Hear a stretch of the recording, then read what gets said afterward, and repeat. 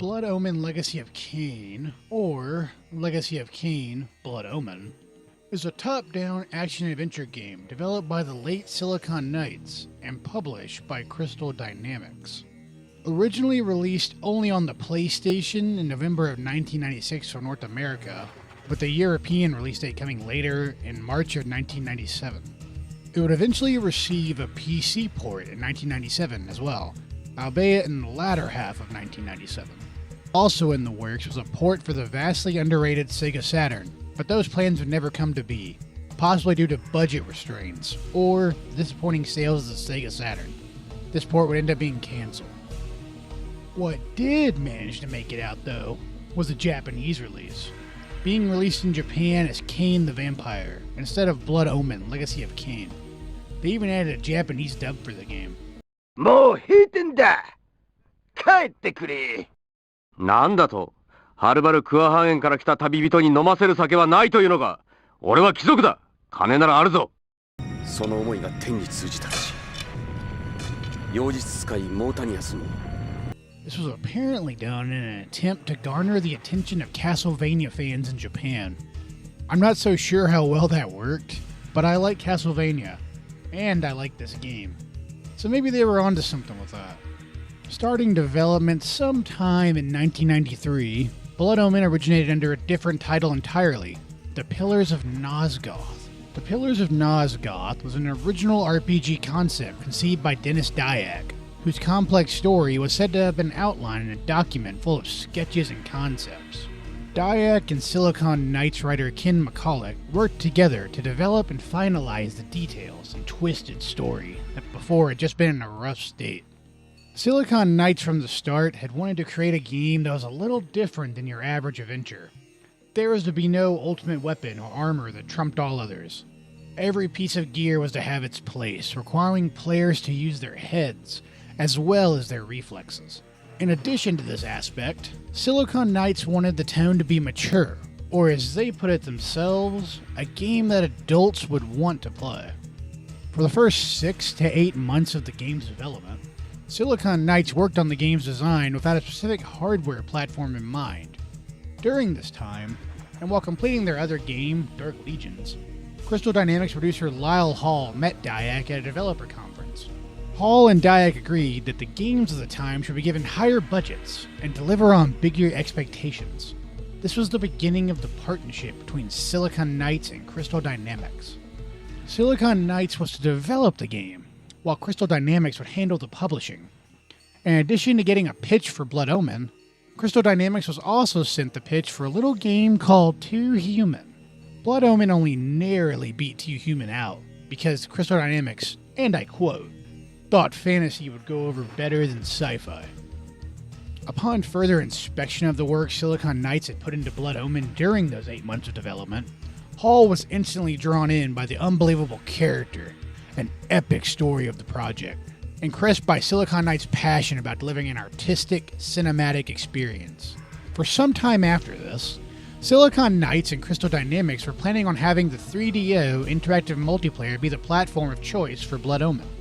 By some stroke of luck, though, Sony announced their new console, the PlayStation. As mentioned earlier, Blood Omen was planned to be on Sega Saturn also. That nearly still happened, even with the announcement of the PlayStation, with Crystal Dynamics wanting to go full steam ahead with their plan to have the Sega Saturn be their main platform. Luckily, with a lot of convincing from Dyack and Hall, Crystal Dynamics relented, letting Blood Omen be developed for the PlayStation first and foremost. The development of Blood Omen from here on was a bit tumultuous. You see, anti-heroes were a rare sight in video games, especially in 1993, and quite a few people told Dyack that the game was too ambitious for its own good. Despite this, Blood Omen would go on to be showcased at E3 1995 and E3 1996, with a playable demo for each event. Following this E3 showing of Blood Omen, it was decided that development of the game should be substantially increased if they were going to be able to pull off the vision. This resulted in Silicon Knights' dev team doubling in size, while Crystal Dynamics flew staff out, including, but not limited to, the lovely and legendary Amy Hennig and Seth Karras, to assist in game design. Details are murky, but for 6 months after this, Development of Blood Omen is said to have come at a great personal sacrifice for the team, with influences like William Money from Unforgiven, the Wheel of Time series, and the Necroscope series. The team had their work cut out for them. Silicon Knights soon hired Simon Templeman to voice Kain, with Dyack wondering if he and the other actors would be able to accurately deliver the dialogue that McCulloch had written. According to all reports, 5 minutes into recording, Dyack was blown away by the quality of the voice acting, and knew they had the right set of actors for all the roles. Upon release, Blood Omen was met with stellar reviews from critics, with many citing the incredibly well-written story, the impressive voice acting, and the oppressive yet tense atmosphere the world of Nosgoth provided. Blood Omen also landed with a pleasing amount of sales, with sale numbers being described as immensely successful by Crystal Dynamics. Amy Hennig would also go on record stating that Blood Omen sold remarkably well for its time. One note of contention, however, was the long CD-based load times that the game suffered from.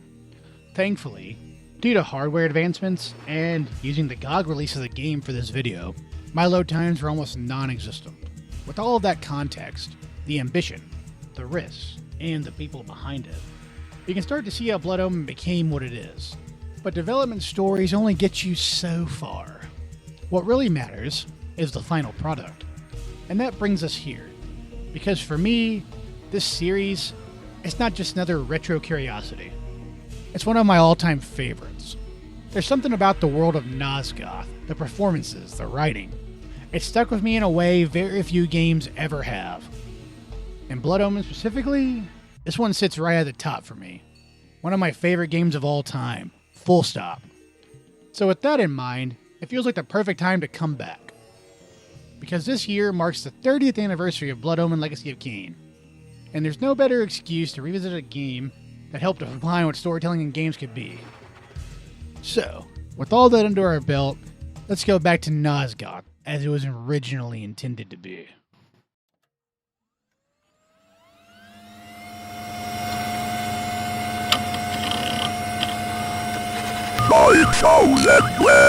Before we get a chance to play, we're shown a nice little cutscene to set the mood for the game.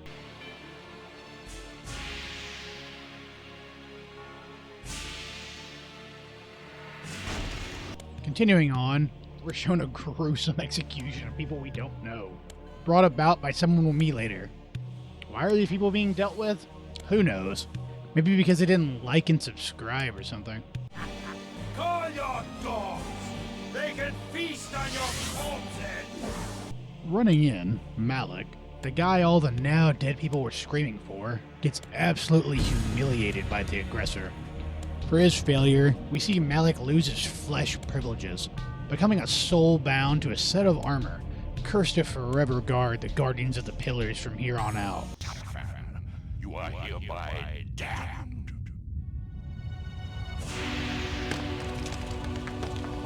The pleasures of the flesh are no longer. Huh. Why does that seem familiar? A cut to some time later displays a murder taking place. This murder causing the 9 pillars to become corrupted and cracked.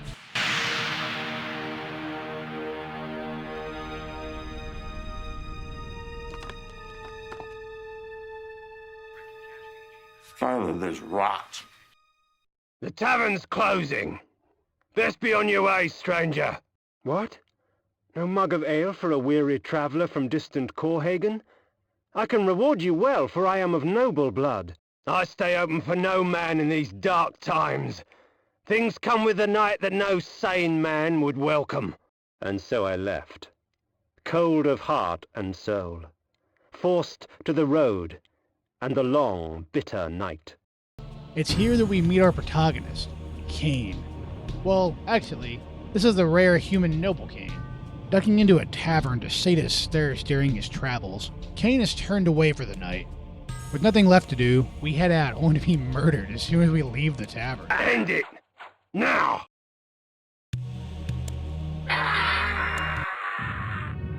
Tied up and left indisposed in hell, Kain is approached by Mortanius the Necromancer, who offers him a chance to return to the world of the living, a chance to exact his revenge on those who cut him down. They victors, suffering to the conquered. Ironic that now I was the one suffering.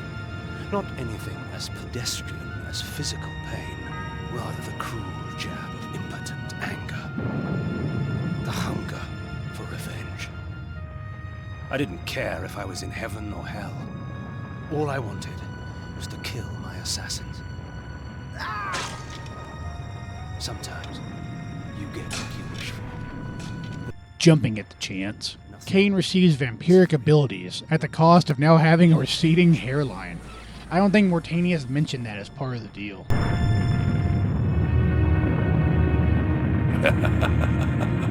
You will have the blood you hunger for.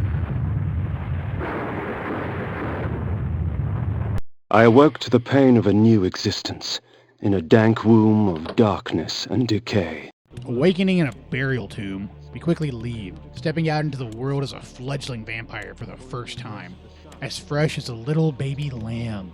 Quickly after leaving the tomb, we find Kain's killers, easily dispatching them with our newfound vampiric strength and zeal. Their sneering faces were forever etched upon my memory.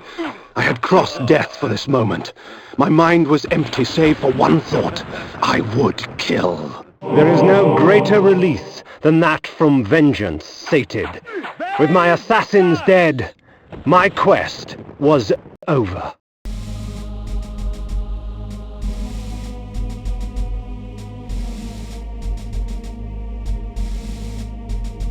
Nah, just kidding. While we may have killed the men who directly struck us down, the one who orchestrated Kain's murder is still out there, hiding in the shadows, and the necromancer Mortanius suggests we go to the Pillars of Nosgoth for guidance on how to proceed.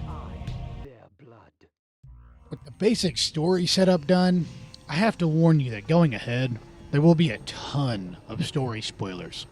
If you've watched up to this point and think you might want to play the game for yourself, stop the video, go play Blood Omen, then come back and watch the rest.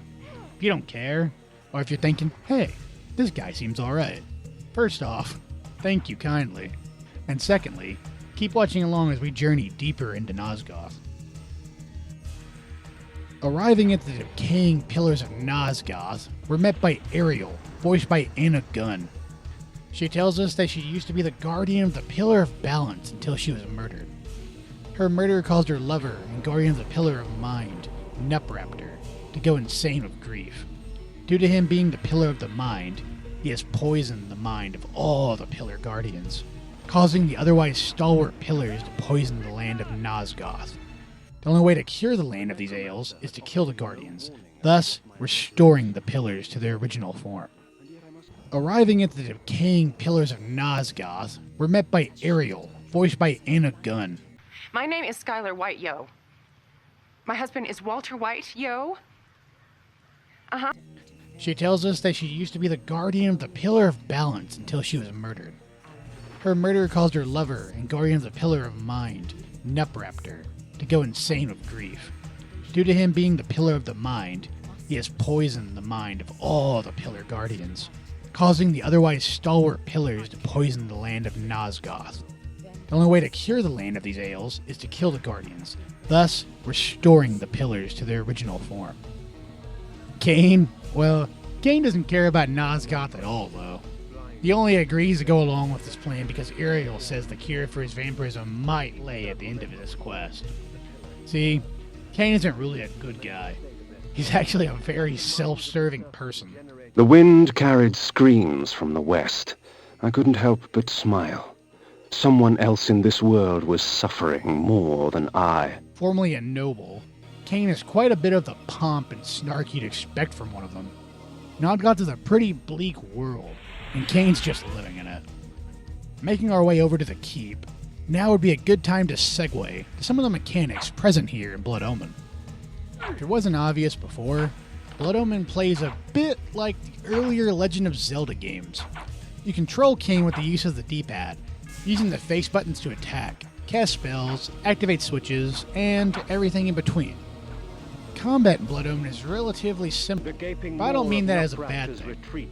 You have your standard 4-hit combo, with some variation depending on the weapon type you have equipped at the time, which causes Kain to yell his famous one-liner. Bay Victor! This usually results in human enemies ending up in a Mortal Kombat-esque finish him state. In this state, Kain is free to suck their blood, gorging on their blood. Not only does this look cool, but it's also how you're going to heal throughout the game. Did you just get passed around by 3 enemies like you're in a college dorm room? Drink blood. Did you get pinballed by traps and floor spikes causing a never-ending chain of torment? Drink blood. Walk through water that feels like acid due to your new vampiric properties? Drink blood. You get it. Now, this isn't a perfect system, sadly. Just playing the game for a short time, you'll be able to tell that the hitboxes for attacks in this game don't exactly match their animations. Sometimes you'll hit the enemy and get feedback in the form of a grunt from them, but on screen, you didn't even make contact with them. In other instances, an enemy will clearly swipe through you with their weapon, only for Kain to have not felt it at all. It's not a huge problem though. There are so many power-ups available in this game that anything resulting from this can easily be powered through like nothing. While we're on the topic of melee attacks, let's look at the weapons you'll slaughter thousands with during your time in Nosgoth. The Iron Sword, the Spiked Mace, the Axes, the Flame Sword, the Soul Reaver. Fun fact about the Soul Reaver, actually. It was originally going to be a weapon in the game too human, but Dyack and Hall felt it would be a better fit if it was transplanted into Blood Omen. They couldn't have known at the time, but that choice impacted the series in a huge way later on. The armor department is no slouch either. The Iron Armor, the Bone Armor, the Chaos Armor, the Flesh Armor, and last but not least, the Wraith Armor. All these armors, outside of your basic Iron Armor, have something going for them. Chaos Armor reflects damage back to your attacker, similar to a Thorns enchantment in something like Diablo. Bone Armor stops lower tiers of undead from seeing you as an enemy. The list goes on, but you get the gist of what I'm saying here. In addition to your melee attacks, Blood Omen also has a treasure trove of magic spells for you to use during your time with the game. For instance, one of the first spells you'll get during the game is the Energy Bolt. It's a fairly simple spell, acting as a projectile of raw energy. On the flip side, there are some more complex spells, like Inspire Hate, which is totally missable, by the way.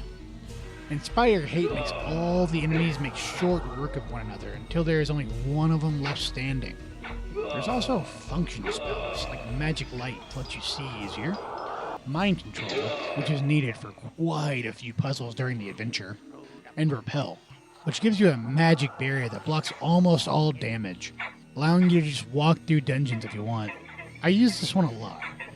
Last, but definitely not least, Nosgoth has quite a few items that the game calls artifacts laying around for you to use on your quest for vengeance.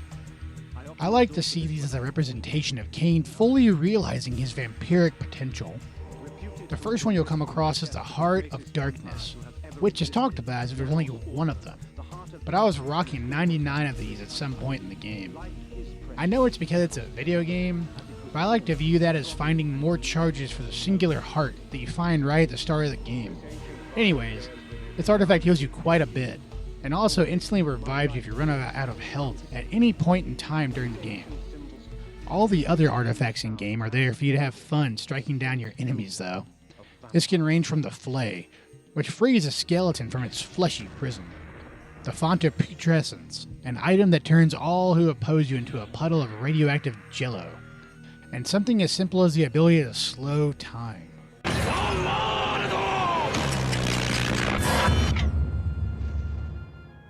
There's a ton more than what I've mentioned here, but if I was going to read all of them off to you, we'd be here for a lot longer. You'd have a better time just reading the instruction manual. Getting back on track though, we reached Nupraptor. So, Malik, have you come to fail the circle once more? Leave, Paladin. I do not need your protection. Come, Kain. Come, share my pain. Quickly killing him, we cut off his head and head back to Ariel. With this offering, the Pillar of the Mind was restored. Going after Malik next, we make our way to his bastion. a formidable fortress in the snowy mountains. Making our way through, we pass by Malik's own corpse. It is not often that a man sees his own corpse. It is a sobering experience. But I am far less interested in my own corpse than I am in yours. Prepare yourself, vampire! Confronting Malik, Kain realizes he doesn't have enough power to defeat him right now. He's still a fledgling vampire after all. Seeking advice, Kain heads out in search of the Oracle of Nosgoth. To get to the Oracle of Nosgoth, we have to go through a series of caves. I'll be completely honest here, this is always the part during my replays of Blood Omen that I've grown at. I tend to get completely lost in the Oracle caves, wasting time backtracking places with nothing to show for it. I'm pleased to say that this time though, during this playthrough for this video, I made my way through the caves with little to no trouble. Yay me! Meeting the Oracle, he goes on rambling about half-truths and questions as answers, like any good mountain hermit should. Enough philosophy, I seek answers. Answers indeed. I have them all if you have the questions. And what are the questions for these answers? The long and short here is that the Oracle tells Kain about the Nemesis and his army attacking from the north. He also tells Kain about Vorador, that green guy from the intro, and suggests Kain seek him out for help with Malik.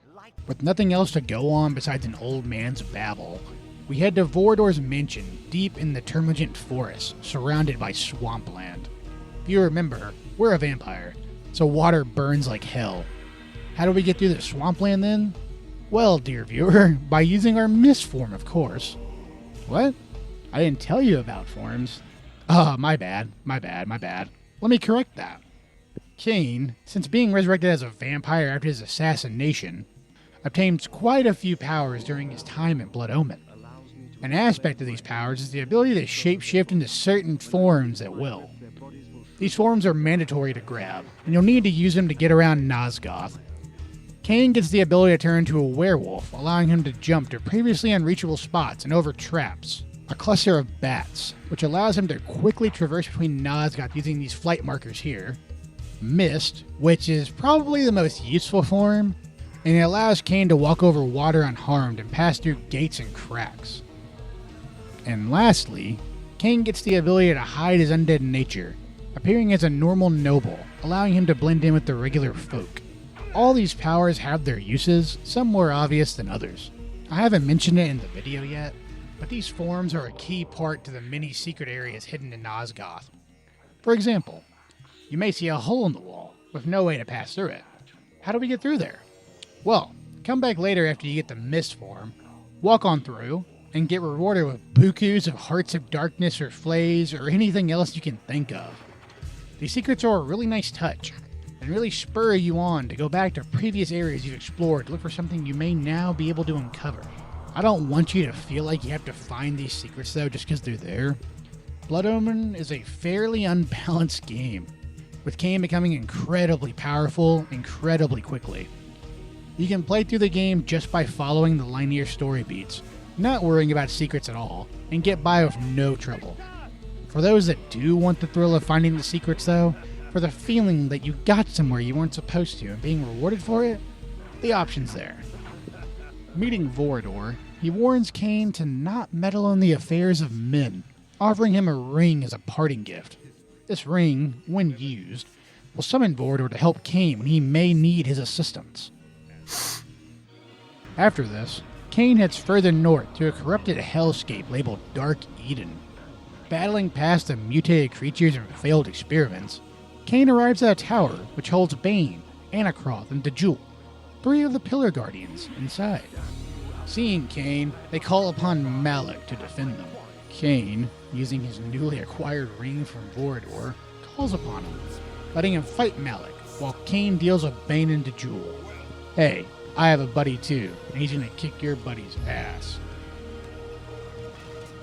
Quickly dispatching those two, Kain returns inside to see that Vorador is easily dealt with Malik. If it felt like we hadn't cleansed many pillars, this bumps up the pacing to remedy that.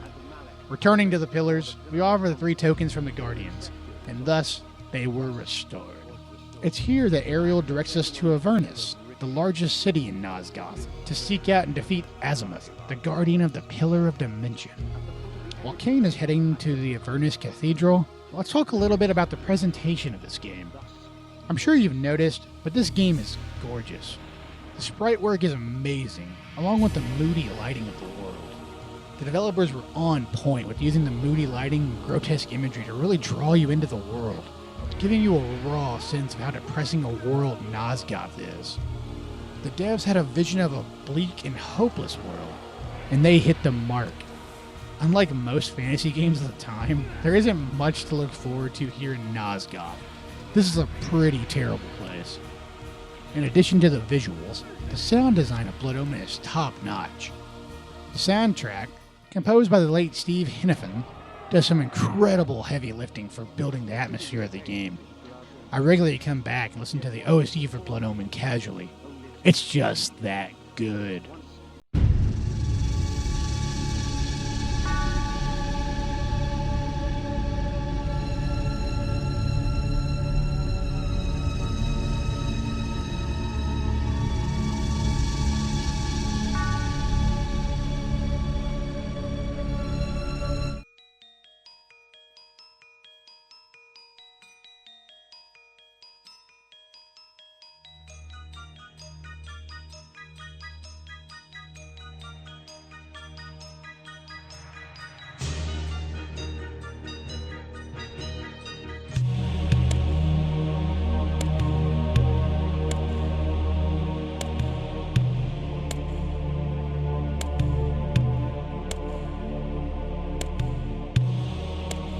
Of course, we can't forget the voice work in Blood Omen.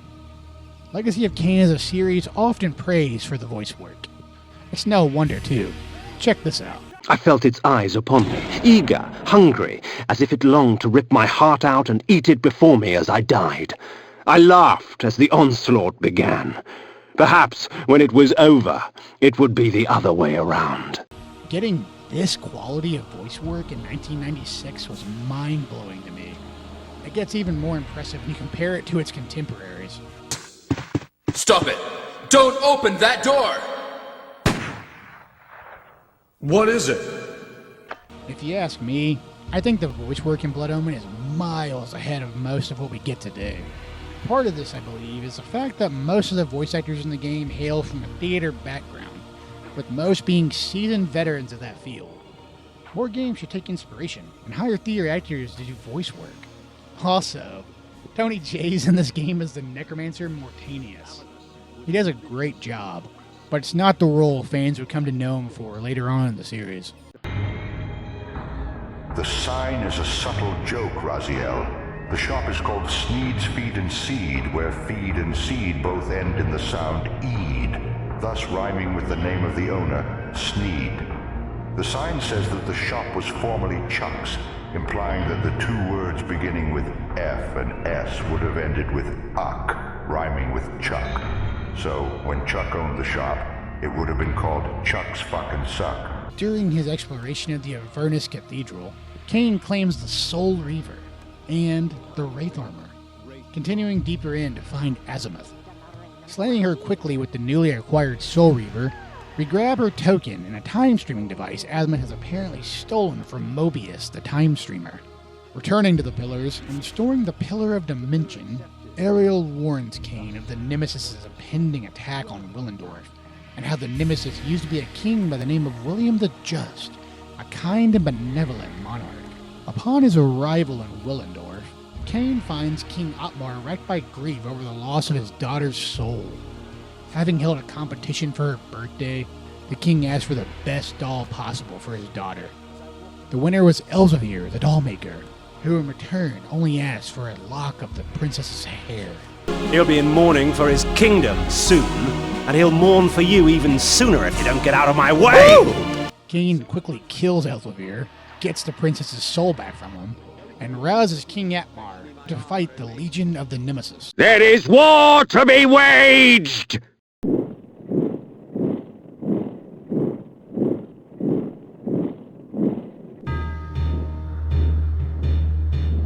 The scourge of Nosgoth is upon us, friends!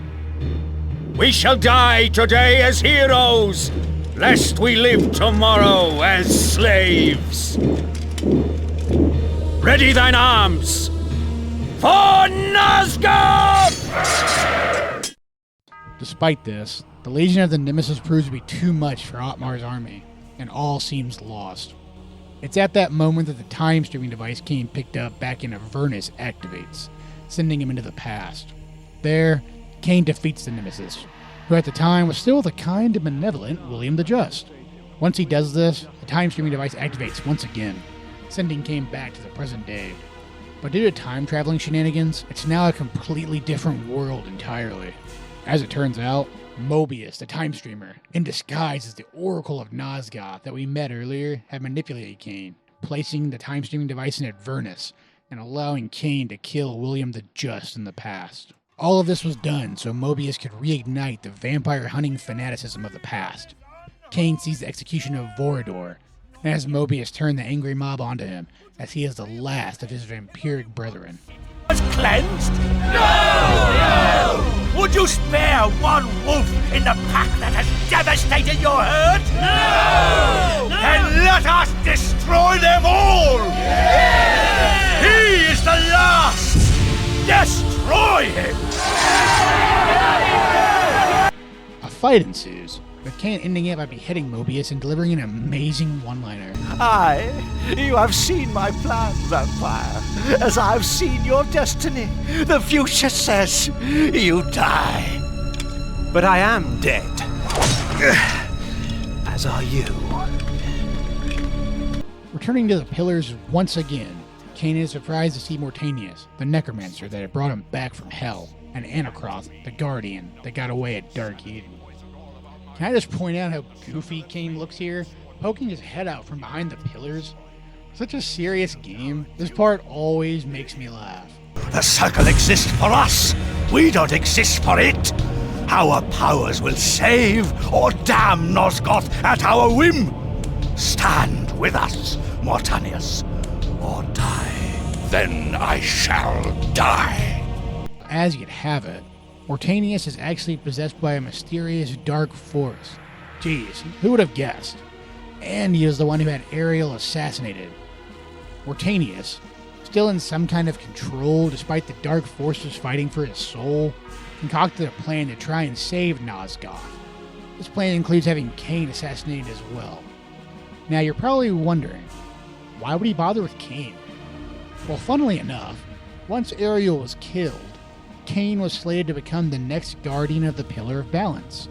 You see, the Pillars choose their own. With Kain killed, he could deceive him, telling him that when the Pillars were cleansed, his vampirism would be cured. Instead, with the Pillars all cleansed, Nosgoth would begin to heal, and the Pillars would be free to choose a new set of guardians. Mortanius kills Anacroth. Kain comes out from poking his head behind the Pillars, and Mortanius transforms into the demon that had been fighting for control. You thought yourself a king, when in fact you were a pawn. You have served me well, Kain. I serve no one. Indeed, such narrow vision. Don't you see? My silencing of Ariel and its calculated repercussions is but the first act in my theater of Grand Guignol, of which you are the tragic hero. Play on, little vampire. Play on. Fey Victus! He said it! He said it! Kain quickly kills him though, purifying the Pillars by offering the tokens we have on hand, and thus they were restored.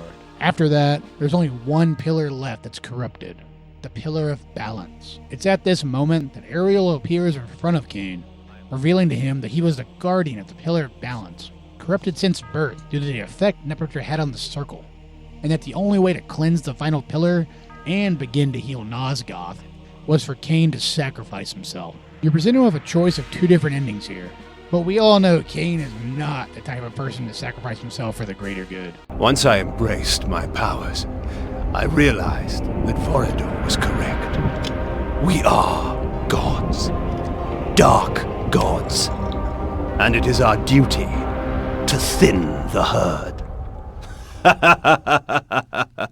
With that, we come to the end of our time of Blood Omen. It's actually incredible how much world building and lore is in this game, especially for the time period it was released. Even if you did watch my video, I recommend that you play it for yourself to get the true experience. The team behind Blood Omen did a much better job than my condensed version could ever do. Even 30 years on, I think Blood Omen has a lot to offer new players. There's so many aspects of this game, and the series as a whole, that the industry failed to learn from. The level of care and love that went into making Blood Omen is something that I rarely if ever see in a game now. Not to mention the teams at Silicon Knights and Crystal Dynamics were able to actually bring their ideas to life as well. So many studios have grand ideas, and when it comes to execution of those ideas, they fall flat. 30 years on though, Blood Omen is yet to be matched when it comes to building a believable and interesting dark fantasy world. Bravo, Silicon Knights. Blood Omen, hell, the whole Legacy of Kain series as a whole, has a special place in my heart. I made this video as a sort of celebration of that, but especially Blood Omen. The series has been around almost my whole life, and it definitely impacted me as a child, and how my taste would develop as I got older and became the man that I am today. While I like the rest of the Legacy of Kain games, it will always be one of those big what could have beens for me when it comes to the future of the series that Silicon Knights had in mind. In an IGN forum post from many years ago, Dyak posted that, while he's happy that people love the Soul Reaver games, it was nothing like the intended direction for the series that Silicon Knights had envisioned. That's a shame, as the dark world of Blood Omen is never truly continued in the same way. I would have loved to even see more of that world. Dyak stated they had plans for a prequel game, following Vorador's rise to power and his war on humans. That's exactly up my alley, and I'll forever be saddened that we'll never get to see it. If you watched this far, I just want to say thank you. Taking the time out of your day to watch me talk about something I love is something I'll never take for granted. Hopefully you liked what you saw here, and I hope I did the game justice. With that, this has been Kaz of 9000 Labs. With any luck, I'll ramble to you about another game soon enough. Bye-bye.